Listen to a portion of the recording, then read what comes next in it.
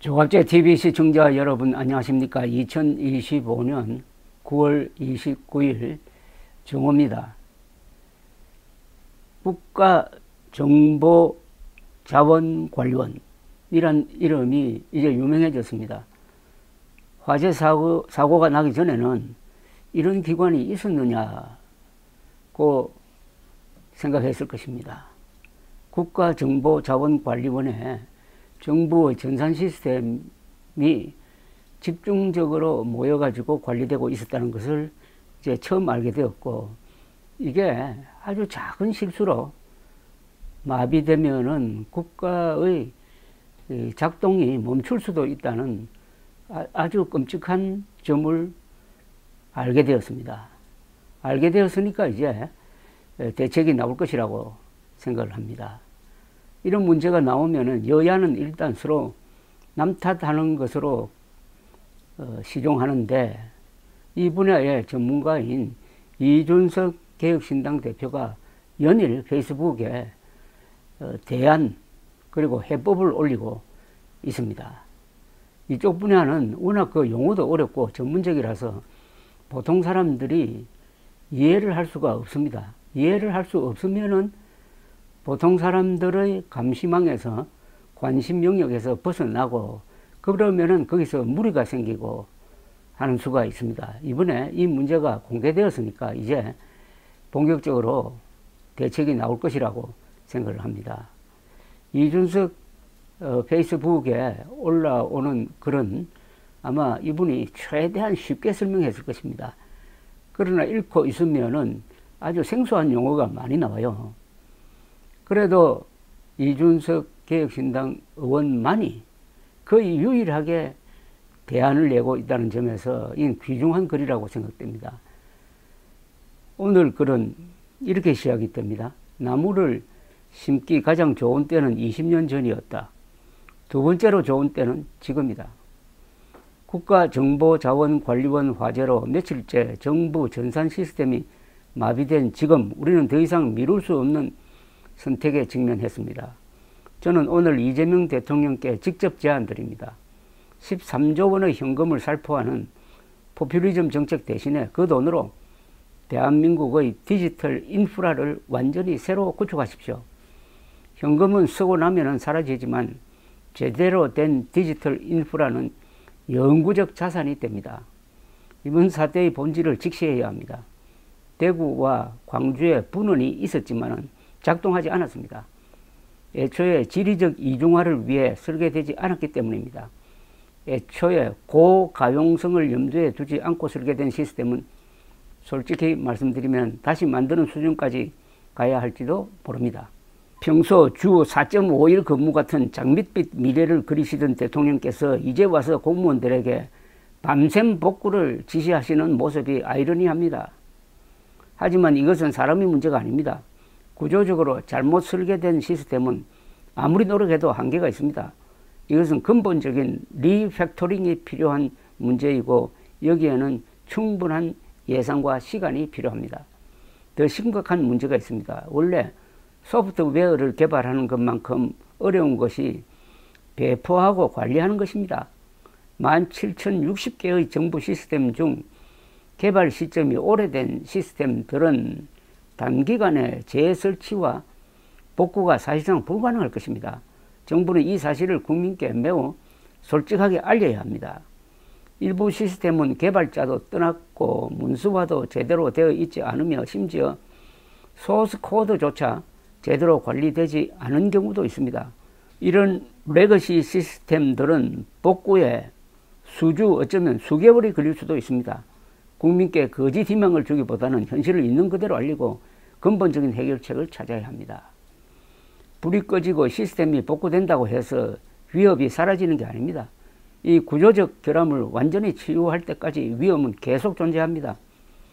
작년 행정망 마비, 2022년 카카오 사태, 매번 반복되고 있습니다. 2008년부터 시작된 전자정부 표준 프레임워크는 과거 우리나라의 표준화된 전자정부 구축을 위해 중요한 역할을 했습니다. 하지만 역설적으로 이제는 일반적인 젊은 개발자들이 개발하는 환경과 너무 괴리되어 그들만의 리그를 만들어가고 있습니다. 젊은 개발자들은 최신 기술 스택으로, 기술 스택이라고 하면은 스택이란 묶음이니까 최신 기술로 뭐 이렇게 이해하면 되겠습니다. 젊은 개발자들은 최신 기술 스택으로 개발하다가 정부 프로젝트에서는 20년 전 방식으로 개발해야 합니다. 이런 환경에서 어떻게 우수한 인재들이 정부 시스템 개발에 참여하겠습니까? 프레임워크 업데이트 주기도 너무 느려서 최신 안정화 버전과의 격차가 계속 벌어지고 있습니다. 보안 패치와 성능 개선이 제때 반영되지 않으면 시스템 전체가 취약해집니다. 17,060개의 정부 시스템이 외주 업체들에 의해 중구난방으로 개발되어 있고 프로젝트가 끝나면 개발자들이 떠나버려 문제가 생겨도 고칠 사람이 없습니다. 정부가 직접 개발 역량을 갖추지 못한 채 외주에만 의존하는 현실이 오늘의 사태를 불러왔습니다. 그래서 저는 구체적으로 제안합니다. 첫째, 정부 시스템 고가용성 보장을 위한 법제 강화. 현재 클라우드 컴퓨팅 발전 및 이용자 보호에 관한 법률 등에 고가용성 관련 조항이 있지만 충분하지 않습니다. 모든 정부 핵심 시스템의 99.99% 가용성과 지리적 이중화를 구체적으로 의무화하는 별도 법안이 필요합니다. 둘째, IT 인프라 현대화 특별 예산 편성. 매년 IT 예산의 30% 이상을 시스템 현대화에 의무 배정. 장애 복구와 이중화 비용은 매몰 비용이 아니라 필수 투자. 셋째, 정부 시스템 전면 재구축 10개년 계획. 대전, 광주, 대구가 각각 독립적으로 전체 서비스를 운영할 수 있는 진정한 이중화 시스템 구축. 임진왜란 때 왕조실록을 어떻게 보존할 수 있었느냐 하면은 4군데 사고에 보관했는데 3군데서 불이 탔습니다.